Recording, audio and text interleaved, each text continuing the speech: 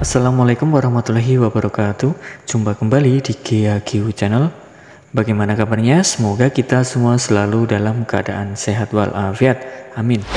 Oke teman-teman, di sini saya akan membahas pertanyaan-pertanyaan seputar CCTV SVIS ya.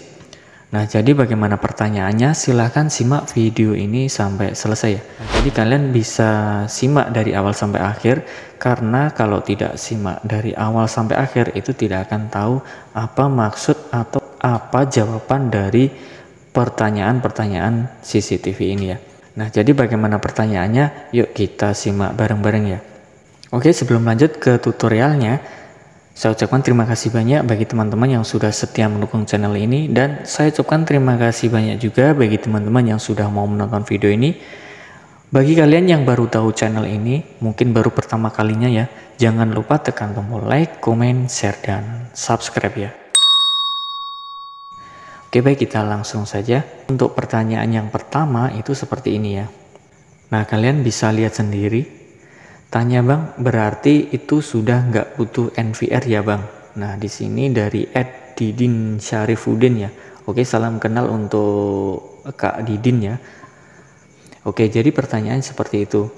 Ini menurut sepengetahuan saya ya. Jadi jawaban ini dari pengalaman saya, dan untuk CCTV SVIS ini tidak memerlukan NVR. Jadi bisa pakai NVR maupun tidak pakai NVR. Jadi ketika kita tidak memakai NVR, CCTV ini tetap bisa menggunakan kartu SD atau memori SD atau memory card ya. Nah, jadi seperti itu. Meskipun kita tidak menggunakan NVR, tapi CCTV SVIS ini tetap bisa merekam siaran atau merekam video. Jadi kita tidak perlu menambahkan NVR lagi. Tapi jika mungkin kalian itu mau menambahkan NVR, karena kalian itu mau menghubungkan ke, atau mungkin kalian itu mau menonton di layar televisi atau layar monitor ya, kalian bisa menggunakan NVR juga.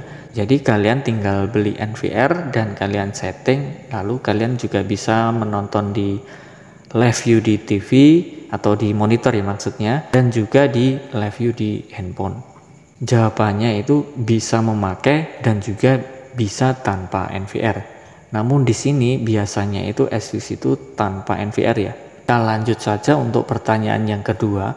@hemi8174. Oke, salam kenal untuk @hemi ya kak. Nah, jadi seperti ini pertanyaannya.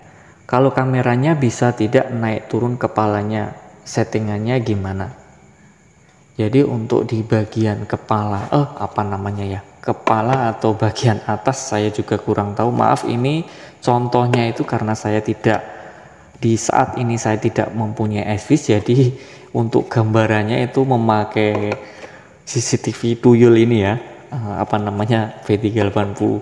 Oke, jadi bisa seperti ini juga. Namun untuk SVIS itu biasanya ada seperti ini ya, ada yang berputar itu yang di dalam, bukan semua kepalanya seperti ini ya, maksudnya bukan semua yang di bagian atas ini. Jadi yang di dalam itu bisa naik turun dan juga kanan kiri seperti itu ya. Jawabannya bisa berputar, maksudnya bisa bergerak ke kiri, ke kanan maupun ke atas, ke bawah. Untuk cara settingnya itu kalian bisa install dulu di aplikasi, lalu nanti ada tombolnya, ada pilihannya juga di aplikasi. Mungkin di lain waktu akan saya buatkan video tutorialnya. Oke, kita lanjut untuk pertanyaan yang ketiga atau pertanyaan selanjutnya. Di sini ada @intan_janah19 ya. Nah, oke, salam kenal juga untuk @intan ya. Jadi pertanyaannya seperti ini, bang, kalau udah di reset barcode-nya nggak bisa di scan, ada solusinya nggak? Oke, jadi maksudnya itu gimana ya? Saya juga kurang paham juga sih. Tapi di sini akan saya usahakan untuk menjawabnya. Maksudnya itu kalau sudah di reset, barcode-nya nggak bisa di scan. Nah, itu saya belum pernah mengalaminya. Atau mungkin maksudnya seperti ini, ketika kita sudah men-scan atau kita sudah memasukkan CCTV SWIS ini ke aplikasi lain, install lagi di HP yang kedua mungkin ya, terus kita barcode lagi, nah itu tidak bisa. Ya memang tidak bisa, karena untuk CCTV SWIS itu hanya satu saja, jadi hanya satu saja untuk masternya ya. Jadi untuk yang punya itu cukup satu saja, yang lain itu kita share, kita bagikan. Nah jadi seperti itu. Oke, mungkin jawaban itu bisa menjawab dari pertanyaan teman-teman kita ya.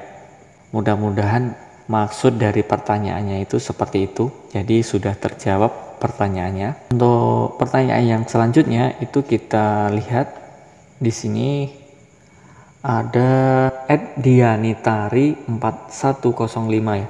Oke, salam kenal untuk Dianitari 4105. Di sini pertanyaannya, Bang, kalau setelah diformat keterangannya tidak normal, malah gagal. Itu kendalanya di mana ya, Bang? Kendalanya sudah pasti di micro SD-nya ya. Nah, jadi kendalanya itu di micro SD-nya. Coba kalian itu bisa menggunakan micro SD yang lain atau MMC yang lain ya. Kalian itu bisa menggunakan MMC yang lain. Usahakan MMC itu yang masih normal atau mungkin baru ya. Jadi kalian itu nanti bisa membedakan. Biasanya kalau MMC-nya itu sudah nggak bisa atau rusak atau memang tidak terbaca di CCTV SWIS ini, itu biasanya kira-kira 20%, di format itu 20%, nanti dia akan kembali lagi, kembali ke menu awal lagi, ke menu format lagi.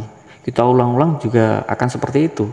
Jadi solusinya kita ganti atau kita coba dengan memori yang lain ya.